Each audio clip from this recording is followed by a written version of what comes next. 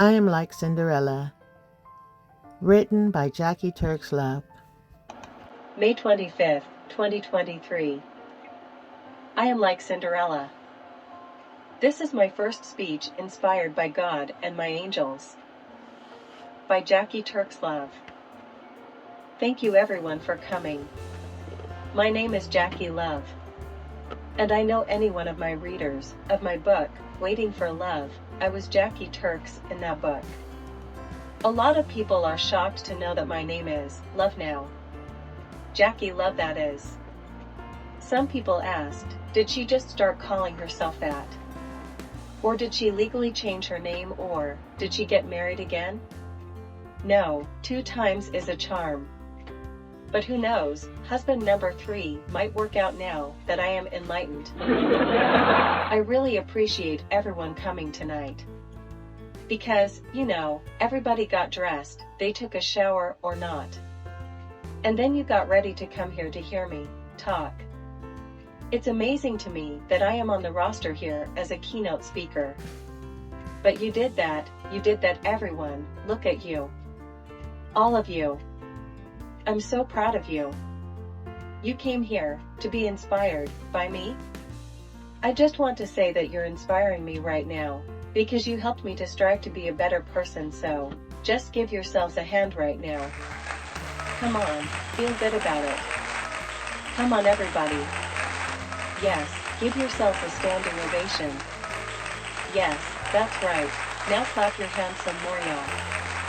Now, look at your brother and sister on each side of you and say, we did that. We did that. Yes, okay. Thank you so much again for coming out. You deserve that applause because I don't know what it took you to get here tonight, but I know what it is to try and get somewhere. Because, if you don't know by now, I have adult attention deficit hyperactivity disorder, ADHD, is a condition that affects people's behavior. People with ADHD can seem restless, may have trouble concentrating, and may act on impulse. ADHD causes the patient to experience what is called time blindness. It could be incredibly challenging getting anywhere on time. Yes, I have that mental disability, and I didn't know that I had that. I didn't even know what that meant. I didn't even know that I was a candidate for something like that, so that I could ask the doctor what could be done about it. I thought that it was just for kids disorder. All I knew is that I had big dreams, but I never completed them or brought them to fruition.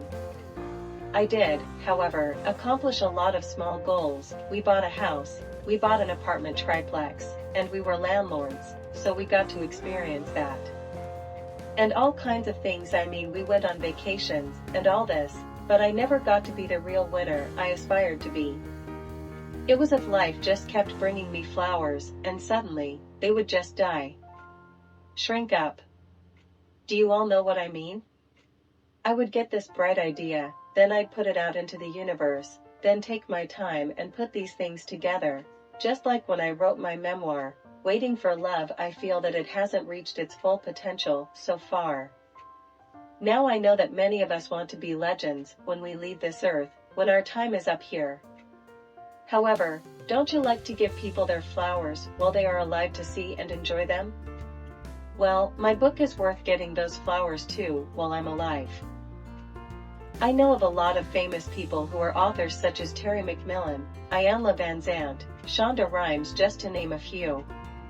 They got their awards now in this lifetime, so why can't I? Why do I have to until I'm dead before I can be recognized? Steve Harvey is doing surprisingly good. So, I ask God, why is it that I try to be so nice? However, it appears that life won't give me a real break no matter how good I was to people. My people-pleasing behaviors only made me an easy target for bullies who were secretly narcissists with low or no self-esteem. I was a serious church girl for everybody who doesn't know. I've been in a church most of my life up until about 5 years ago when I left the church. I was a practicing Pentecostal Christian from an organization called the Church of God in Christ, because that's the religion my mama brought my sister, brother, and I up in. We were at church all the time.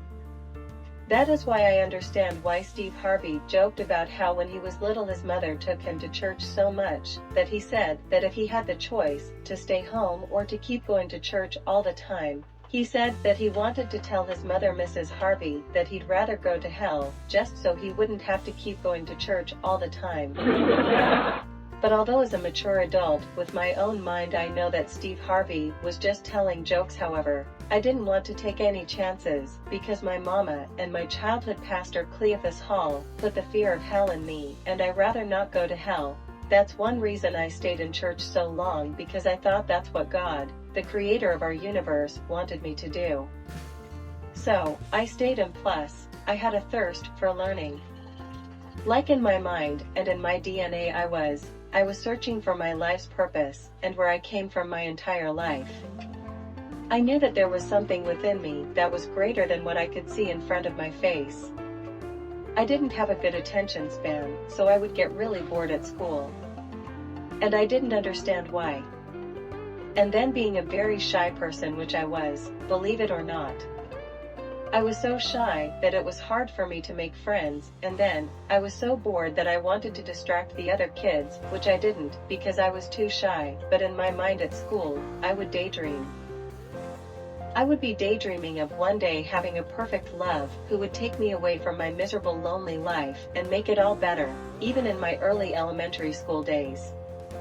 Because at that time, the Cinderella stories were some of the popular shows on television if you liked fairy tales, and we only had one TV, so our family was much closer back then. The new TV shows only came on once and at prime time, and there was no such thing as pausing the TV while you go to the bathroom or recording the shows so that you could watch them later at your convenience.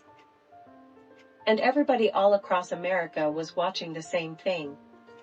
And because it was primetime TV viewing, that was the only thing that was being broadcasted, so that meant if you wanted to watch your favorite program, you'd need to stop whatever you were doing, sit in front of the television to enjoy it, and then you'd have to literally wait for the commercials to come on so that you could quickly go to the bathroom or make a phone call before the show came back on.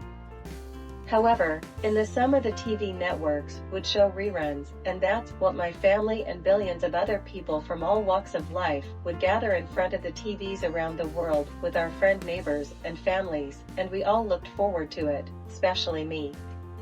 Especially the stories about Cinderella. Cinderella, she was my role model when I was a kid. Yes, because she was beautiful, but they made her wear rags, and she was dirty, and no one liked her. Her stepsisters were the only few people in her life.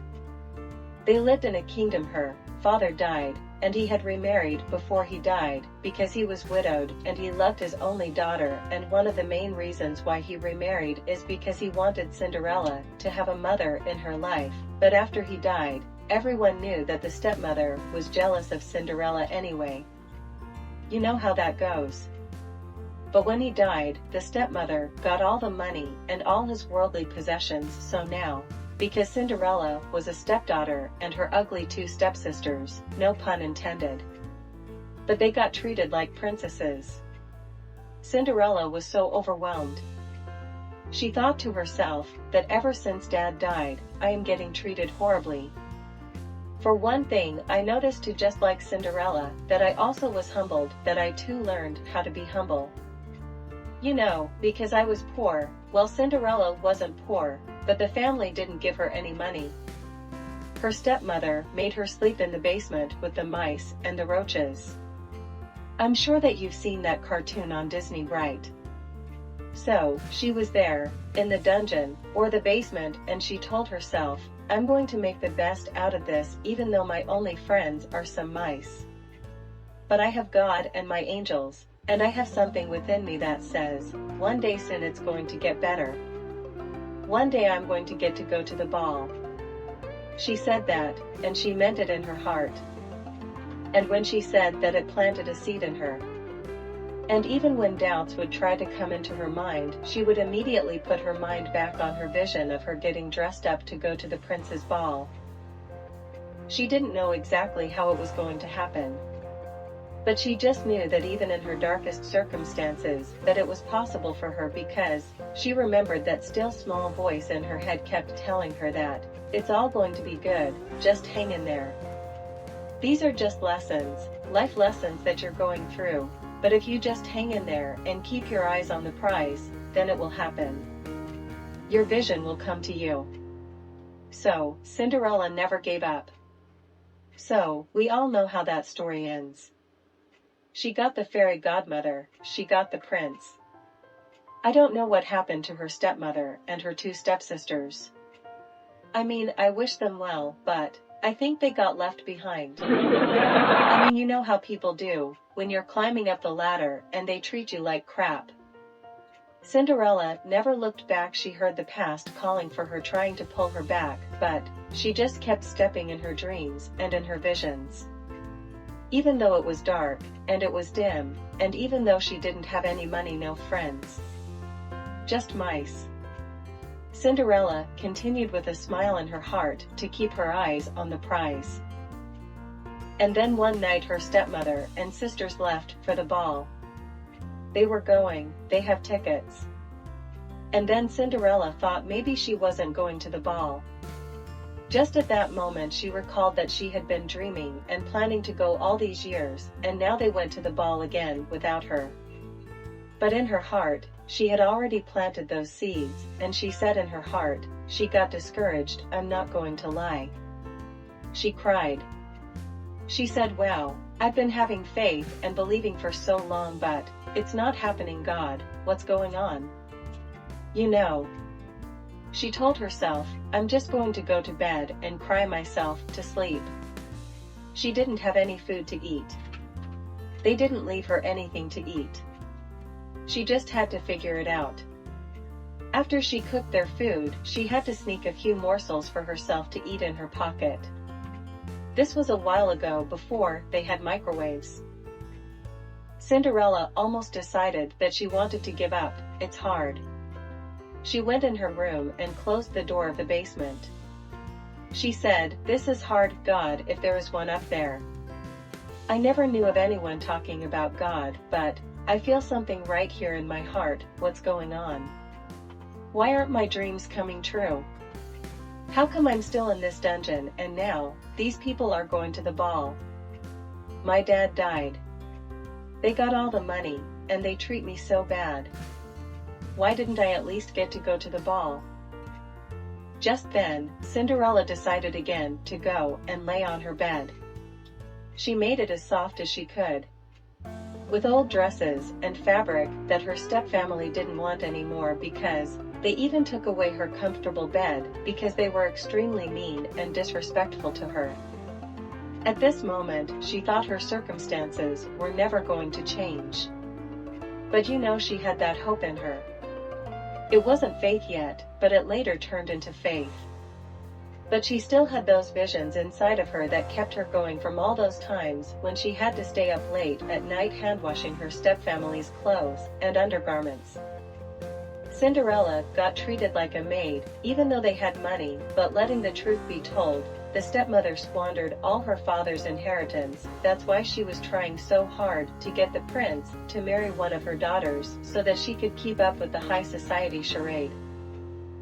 But just then, Cinderella decided again that she was going to cry herself to sleep like she always did. Or dream of better times when she had money to eat on her own, food, clothes, and a good man.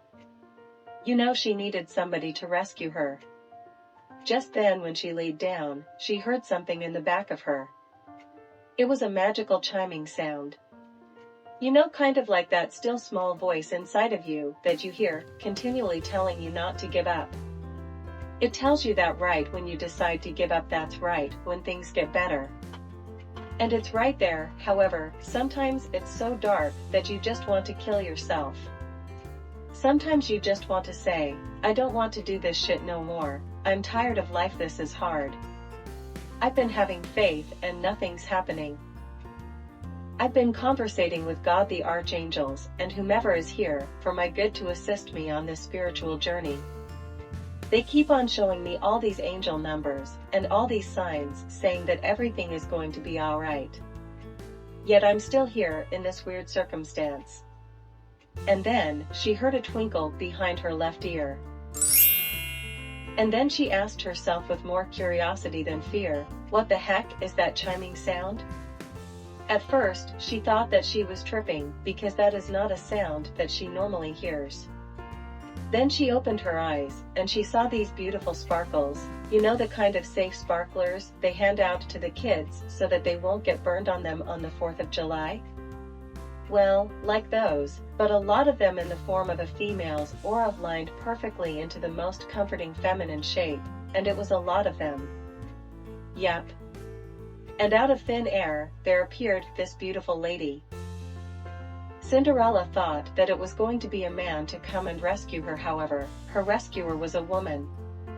A motherly figure, whom quickly infused into Cinderella her loving wisdom, and she knew instantly in her heart that this was indeed her fairy godmother. She saw the loving angel numbers 444 flashing from her loving, comforting eyes, which allowed Cinderella to immediately know that all is well. She was so joyfully surprised, while doubt was pressing against her mind to say that this cannot be happening. However, she said with her mouth that, even if it's a dream, let me experience it. So, at that moment, she pushes those doubts out of her way as she quickly made the decision in faith to walk towards this beautiful older lady who was warmly smiling, standing there directly in front of her, dressed in a pretty free-flowing, purple and lavender, dazzling gown, which happened to be Cinderella's favorite colors. And her hair was so pretty. It was braided. It was fixed in a half-up and half-down style. And she had a heart to love the world. And now it was time for her to focus on Cinderella. She looked at Cinderella with the most loving eyes. Cinderella could feel that magnet pulling from her fairy godmother's heart to hers and back and forth, drawing her close to her as she had filled her with the true mother's pure love and peace that she has for Cinderella. Healing energies emitted energetically out of her into Cinderella, restoring all of her lost strengths, while also renewing her youth. And all of the spiritual gifts that had been stolen from Cinderella instantly returned to her. And she asked, "Why are you crying, Cinderella?" Cinderella felt so open to her. She felt as if she knew her forever. And at that point, she knew that she could tell her anything, so she responded, "Because I want to go to the ball, and they just left. They didn't take me, they never take me anywhere. But it's so amazing that you're here now, fairy godmother, because I'm just so very happy to have company." She asked Cinderella, "Do you really want to go to the ball?" She replied, "Of course I do," she said, "of course. But if you want, we can have tea right now, and we can talk about it. I have pictures of the dress that I like. Maybe I will go for sure next year." Her fairy godmother quickly and kindly interrupted, "No, Cinderella, I am here to help you to get to the prince's ball tonight." Cinderella didn't quite know how to respond, so she decided to go along with the game she was obviously playing. So Cinderella responded, "Wow, cool." Then, while quickly looking down at her tattered clothes, she blurted out something like, "But I can't go dressed like this." Then her fairy godmother took her time and explained to Cinderella that all she had to do was believe. Then she reminded her of all those times that you were decorating your dream board and fantasizing about better days. "Your prayers are being answered right now," she said, "because you did not give up. I'm here to answer your prayers. Let's get you ready for the ball," she said joyfully. And in that instance, Cinderella's dress was changed into a beautiful dress. Her fairy godmother made sure that her entire body was bathed and cleaned, and she smelled of the precious scent of a lavender. Her hair was beautiful, and her dress was flowing, just like she wanted. And then she noticed that she didn't have on any shoes. She was perfectly ready on the outside, however underneath her dress, she was feeling a little naked, as if she was going to be exposed as an imposter or a fraud pretending to be someone that she's not. She started to panic. She asked herself out loud, how am I going to do this? I don't know how to walk at a ball or any other occasion like this. I don't know how to dance those fancy dances. Then she had a second thought. She said to herself, wait a minute. No, I do know how to dance. I've been dancing all of this time. I remember now. Whenever things were going wrong, I danced. That's right, I know how to dance. That's right, Cinderella, her fairy godmother responded. All of this time that you've had alone. And all of those things that you were afraid to try, like traveling. You were afraid to learn how to cook, because you thought it wasn't going to be good. All the songs that you taught yourself in your head. You've done so many wonderful things. You designed and completed a beautiful garden for your family to enjoy. When you tidy up the house, this has taught you organization skills. And you're doing so good, and you also learned to have faith through it all, and no matter what it looked like. And now I'm here to answer your prayers. Then she said, let's get you ready for the ball. And with a wave of her wand, a pair of beautiful sparkling glass slippers appeared on Cinderella's size 10 feet instantly. They fit perfectly, and they were so comfortable. Cinderella said to her fairy godmother, I love them, thank you, thank you, thank you. As she twirled around while she admired herself in the mirror. And Cinderella had a wonderful time that night. Because guess what, she didn't give up. She could have given up and did something that was undoable, such as take her own life when she thought that this would be her last resort at one point. But she didn't. She hung in there. And her fairy godmother finally came in to rescue her. And her fairy godmother was actually herself. Or we will say, her higher self. Coming to her to show her the way out of this toxic life. Thank goodness she didn't give up. She always knew that there was something within her that could get past this shit. Thank God, thank the Holy Spirit, thank the universe, that she hung in there, and now, not only is she married to the prince, but she is the CEO of her own successful house cleaning business, y'all. And I want to encourage all of you to never ever give up, because she is doing her thing now, you know. She used what she learned in those challenging times, and turned it around and made the best of it. And now she is doing well. And I want to encourage you again. Just as Cinderella inspired me, I would like to inspire you to be your best self. Not somebody else. I mean, I know, I spent a lot of my years trying to be somebody else, however, it never worked out. Because I was like Cinderella. Well, and although I didn't have an evil stepmother, my mother was mentally and physically abusive to my sister, brother, and me. My mother was a single parent, and she never remarried after she got a divorce from my father after she got pregnant with me. Again, if you would like to hear more about that story, you can read my book, Waiting for Love. It's a very interesting book. It's my autobiography. It's a book about me and my life from conception into my recent adult years. It's available on Amazon.com, iTunes, Kindle, and everywhere you buy books online. Or you can go to my website, and I will personally send you an autographed copy at JackieLoveShowsEOFhealing.com. It's about my struggle with relationships. Because I was addicted to love. So, and then I had ADHD, and I wasn't aware of it when I wrote Waiting for Love. That book was also about me trying to find the perfect man, because I always thought that was going to make my life the best. And I was really glad that Cinderella was so smart and kept her own business. Even though the prince married her, she still had her own life, so therefore, 10 years later when they got divorced, because they outgrew one another, she was already taken care of, and she had her own money and safety net. The prince couldn't take her Mercedes, or the second house, because it was in her name. Anyway, that's another book. Yeah, you know, I feel that Cinderella made the best choices. She didn't give up, she's still here, and now she's thriving. I mean, nothing is perfect. She didn't move into the castle and voila, everything there was perfect. She had to work on herself. She had to learn how to allow herself to be happy again. She had to learn how to drive a car now, instead of having to walk everywhere or ride a horse.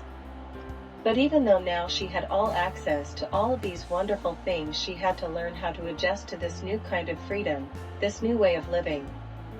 And she still had to learn how to have friends. And how to be a good friend. But in that time, she learned how to love herself. She learned to like who she is, and she learned that her dreams and aspirations are realistic, because those are her dreams. As long as she isn't hurting anyone, you know. She did her own dream. Some people get stuck, and they say, I want to work for Google, or AT&T, or that other big company that's got good benefits, and that's fine. But some people don't want to work for other people and choose to be entrepreneurs. And some people are entrepreneurs out of necessity. For instance, they have a disability, or their parents that have to care for their children in some special way. That's okay, because I have my own home business also. It's called Jackee Loves House of Healing. Just like Cinderella, I had to learn what I was good at and what brought me joy. I'd recommend that if you haven't done so already, for you to learn how you really want to show up in this world. You don't necessarily have to open your own business. College is available for us to learn many things. However, some people aren't made for college, and some people are. And you have to be realistic about it, because you don't want to end up owing thousands of dollars for college bills that you never benefited from in the first place. From my experience and observations over the years, I've watched others, myself included, sign up for these community colleges that interrupt our favorite TV programs with their commercials promising us the world for you to learn later after we sign our name on the dotted line and finally complete the said 6 to 8 month training, to find that it was all a big pipe dream, because once you have completed the training, now practically no one will hire you for the career that you studied for, because although you trained for the position, you have no actual hands-on experience. Now, there is a bit of hope though. Some kind soul decides to take a chance on you, but the only catch is that you have to start at the bottom of the barrel just like everyone else, and that means you're starting out your brand new career job at minimum wage. That's why Cinderella decided that it would be more economical to remove the overhead out of the vision, #having a boss, and went for what she knew. She had watched her father run a successful business, so why couldn't she, now that she was free from her evil stepmother's bondage?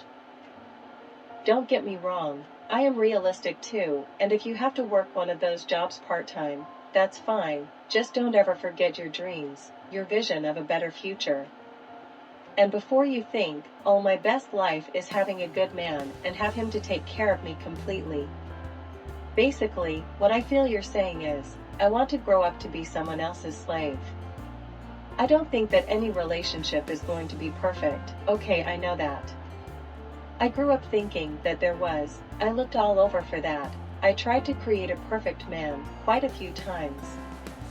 When I saw a man that would take the time to make conversation with me, and would give me compliments, something inside me would perk up, and I would say to myself, most times sadly he'll do.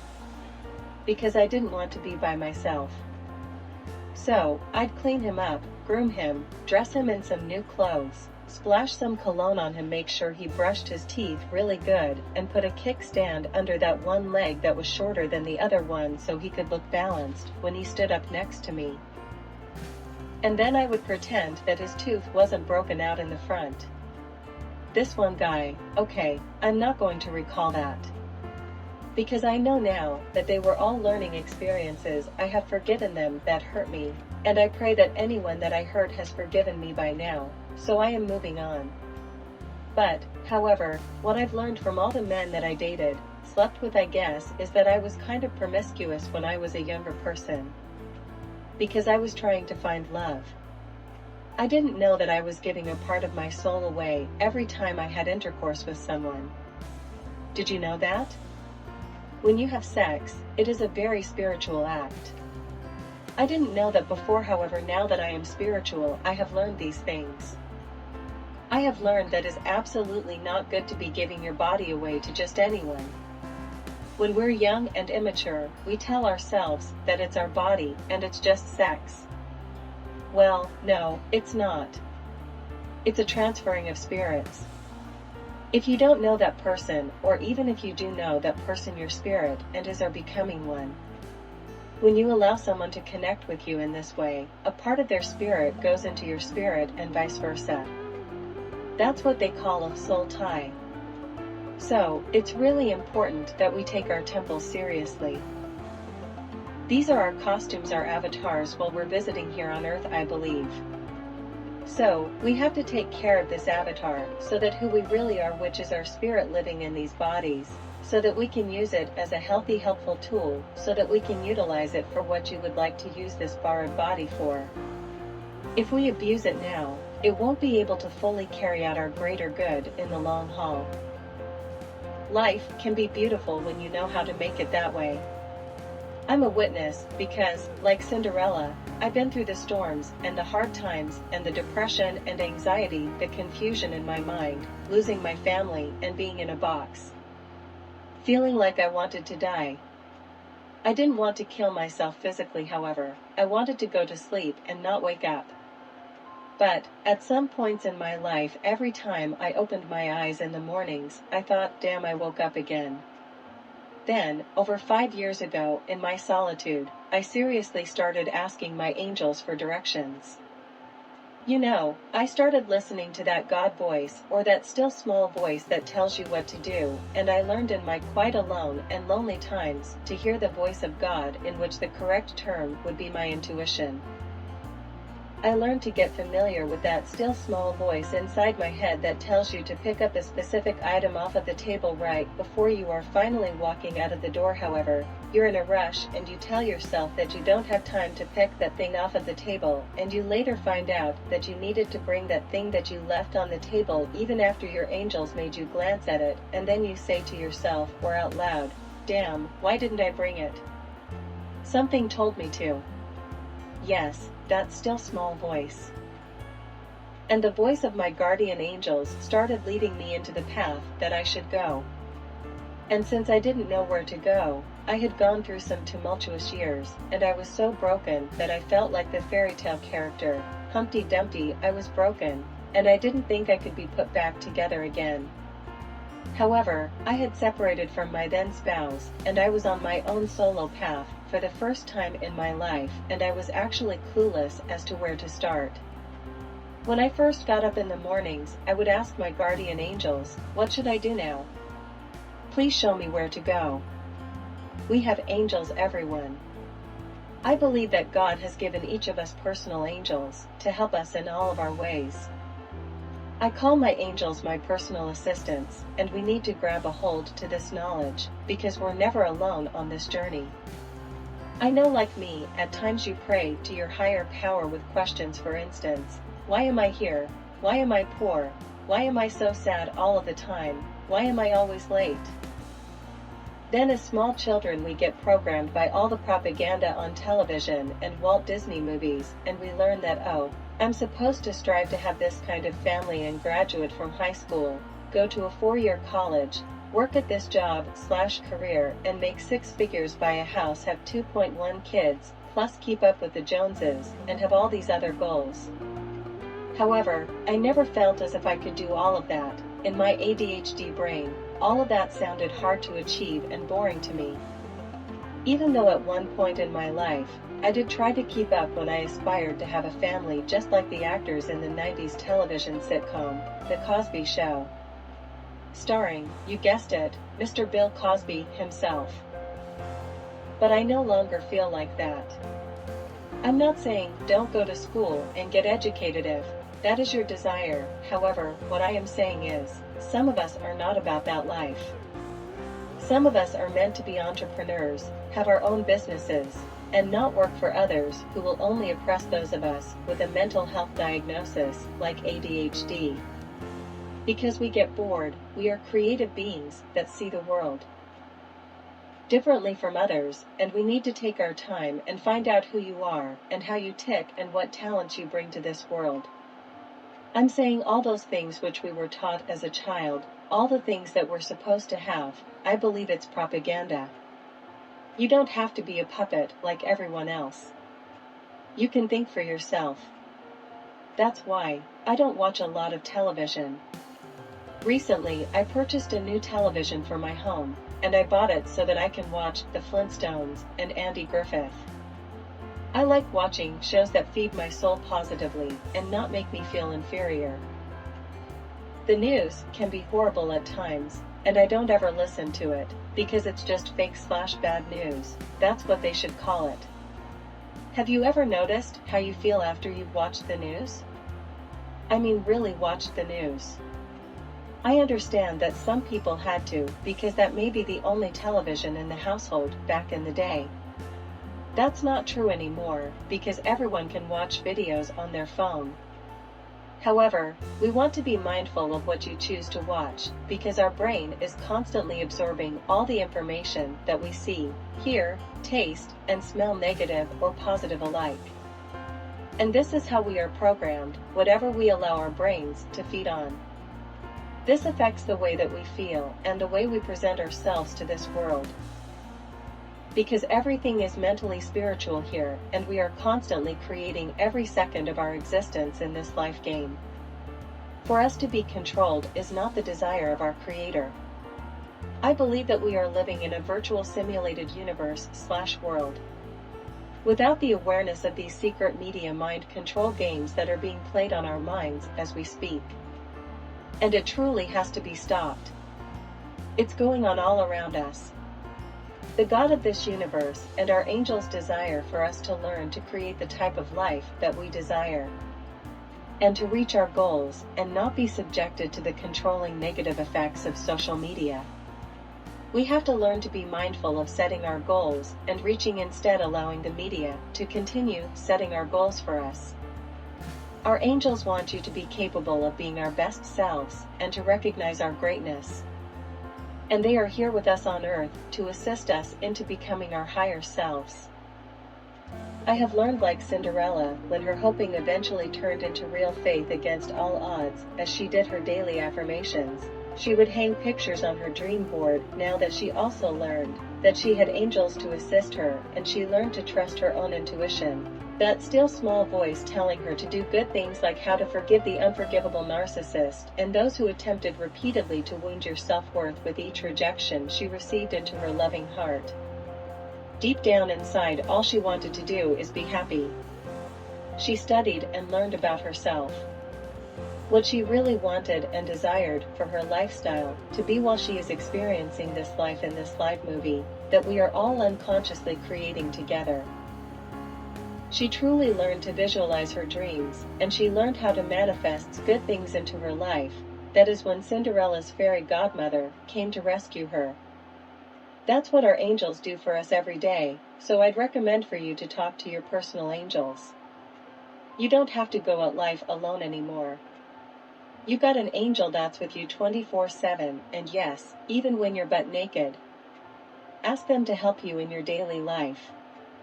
Even things as simple as, what breakfast cereal to eat. Should I have Cap'n Crunch, Crunch Berries, or Raisin Bran, or Rice Krispies? Whatever your favorite cereal is, fill in the blank. I'm explaining to you that we can, and should ask your angels for help with the little decisions, no matter how small you may think it is, as well as the bigger questions. Ask for help and keep your eyes and ears open, and you will start to notice the little miracles happening every day in your life. Ask your angels for help. I'm here to help. I'm here to show people the way to be free from lifeless, draining, abusive relationships, and to get people with ADHD get unstuck from the cycle of abuse, mental, physical, or even self-abuse. That's when you abuse yourself and you tell yourself things like, you're stupid or ugly or fat or not good enough, and all of those negative things that we tell ourselves every single day. That is why I am here to help, to heal your hearts with love, and to help you to be the best that you can be, especially if you are a girl or woman living with ADHD. Because like Cinderella, I feel as though I too married my prince at one time. We experienced a very complicated, challenging life together. However, it did get better later on in our marriage. I thought he was my prince. This was not my first rodeo, but I told myself that finally, I'm going to marry a good guy. I'm really, really thankful that I didn't stop working on me, because when I finally realized that my prince hadn't been acting very princely towards me for many of those years, I had to leave even though I loved my husband at that time very much. Our relationship appeared to be getting better a couple of years before I moved out. He started changing for the good, and now at a more rapid pace in his own way. However, it was still draining me spiritually being there, doing the same old things every day for years. It was especially challenging when my mother-in-law moved in with us. I thought that I was about to die. That woman made me nervous. I had to go even though he changed for the better just for me. I had to do this for me. I didn't know who I was anymore. I felt I could hardly breathe. I would be driving or riding in the car at times. I would stop breathing for long periods, and I had to remind myself and my brain to do what always comes naturally, and that is to literally freaking breathe. I was drinking alcohol every day to cope with the pain I felt from living together in the home with my then spouse, while I was feeling lonely most of the time. Like I said earlier, I didn't know this imposter that I had succumbed to be. However, I knew who I didn't want to be anymore. Nevertheless, something big had to happen to make me want to go. To make me not be afraid to go. I had gotten so afraid that I became a hermit who always wanted to stay in the house. Long story short, I had to leave.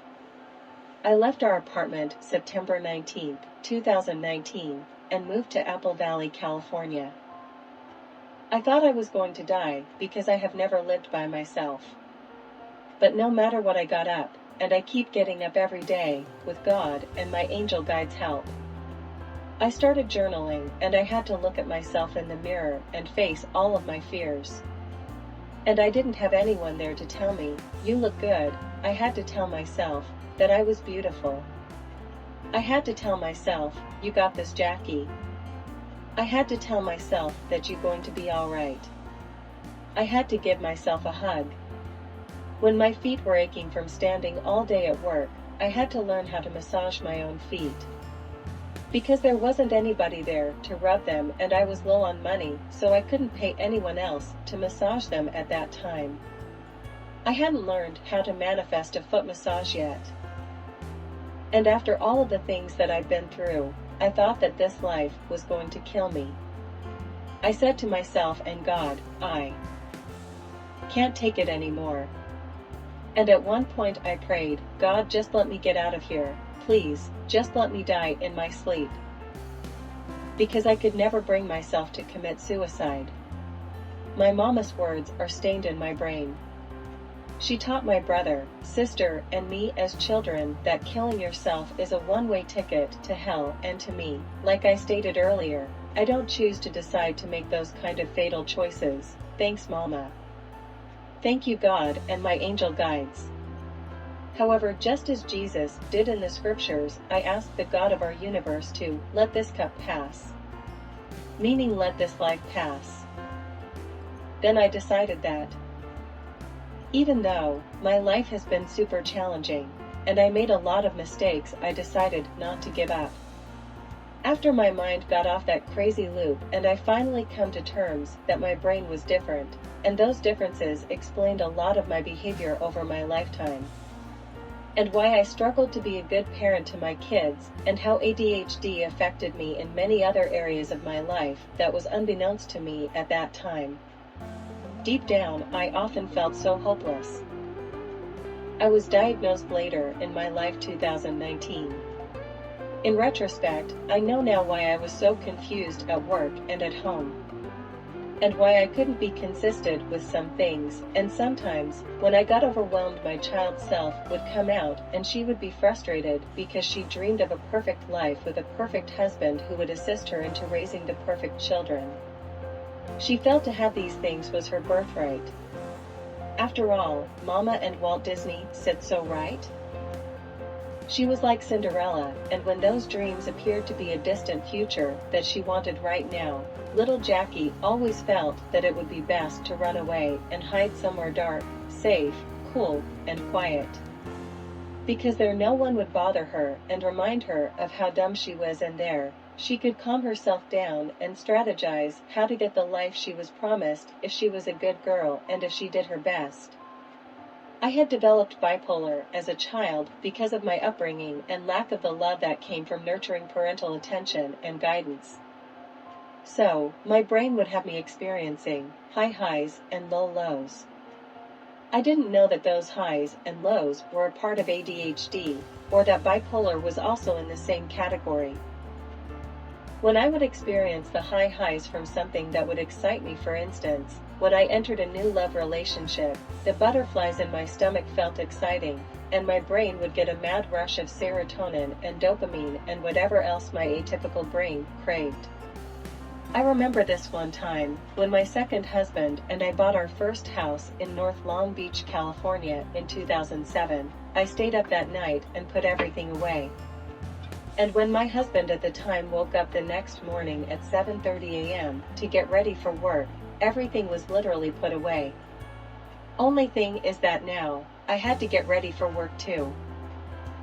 My ADHD brain was on such a high from excitement of having our own home in a good neighborhood for us, and our children, and our cat Tiffany, whom we later spotted that she was actually a boy when his little huevos dropped, and that's when my ex changed his name to G-Money. I mean, the towels were all put away, the dishes were where they were supposed to be, the silverware, everything was ready for my family to enjoy, even their beds were made. To give you a visual of how much stuff it was to do, recall this memory with me. Okay, now, after we first got married in Las Vegas, Nevada in 1999, my ex-husband moved into my place from his 2-bedroom 2-bath apartment, bringing all his favorite things into my 2-bedroom 2-bath apartment, which then it became ours. Now imagine all of those things accumulated between the both of us. That's what I'm explaining to you now. Believe me, it was a lot of unpacking to do that night, guys, and since my brain was on a mission to get it done before sunrise, I was determined to get it done, and I did it, and I was so proud of myself, because to me, since I'm a very visual person, another trait of ADHD, to me, our new home looked to be the most beautiful picture that I had seen thus far. I wonder if any of you have experienced times like these. The next morning, not only were all of the pictures hanging perfectly on our walls, I made sure that all the little knickknacks were all in their perfect place where they stayed for the entire extent of our stay there, that very same night. I felt as if I was the main character, Samantha Stevens, who was portrayed by Elizabeth Montgomery in the 70s TV series, Bewitched. The way she used to twinkle her nose, to cast a small spell, to make herself speed up so that she could clean up or unpack with warp speed. I felt like that. Except my magic trick was having ADHD, which I now consider my superpower. So, when I have those episodes, for instance, when I experience insomnia and can't sleep, I realize that these are the times when I'm the most creative, and when I get those highs, these are the best times to spring clean, do laundry. I learned not to feel bad that I don't have the same sleep schedule as all the other people in the world. I had to learn all of these things for myself. Again, I had to learn to love myself, because at that time I didn't like myself, and at one time I believe that I even hated myself. I hated my brain because I could never be anywhere on time. And this has been such a struggle to get where I am today. And I am still learning. I am so glad that I didn't give up, though. Ladies, gentlemen, because I wouldn't have been alive to experience living in my dream home. I live in a camper trailer. It's a little tiny home. It's 1 bedroom and 1 bath. It's a full house equipped with a small bathtub in my full tiny bathroom. I love it. I've decorated my tiny home and my yard really pretty. I even have a home office that I had built on my space where I live. And I am very pleased with it. I have a nice car, I'm blessed with that. Just think if I had given up. If I had have killed myself, I would have never known all the things that I could do once I became free. Once I became free from thinking that someone else was going to help me achieve my dreams. However, it's not their responsibility to do that. I finally realized that. It's my responsibility to love my own self first, and to do self-care, and to take care of myself. Just like in those dark days, like Cinderella had, she still took time to comb her hair into a nice ponytail, she sang, because she had a love for music. She did what she could at the time to make herself happy, and that put her in that place where she could dream. I encourage you all to find that place where you dream. Do you find that place when you go for a walk? Do you get there when you listen to nice mellow music? I ask you, what is it that takes you there, to a place where you can dream? I urge you to dream. Dream of being your best self ever, and don't give up, even though it's dark, and sometimes cold, or a little bit too hot, but believe me, you can take it. Just ask your guardian angels for help. Open your mouth and say, "Angels, I need your help," and they will come in to assist you, just like Cinderella's godmother did. And eventually, very soon, you too will go to the ball. I am a witness. Because I am standing right here in front of you all right now. And to me, this is the best ball that I've ever been to my entire life. Because you took time to come here to hear me speak, and that is very important to me. Because my love language is words of affirmation and quality time. So with that, I say, thank you, thank you, thank you to everyone for coming out tonight. I pray that I have encouraged you. If you would like to get in touch with me, you can meet me after, and I will be happy to talk to you briefly and shake your hand, just to let you know how truly grateful I am that you were in attendance tonight.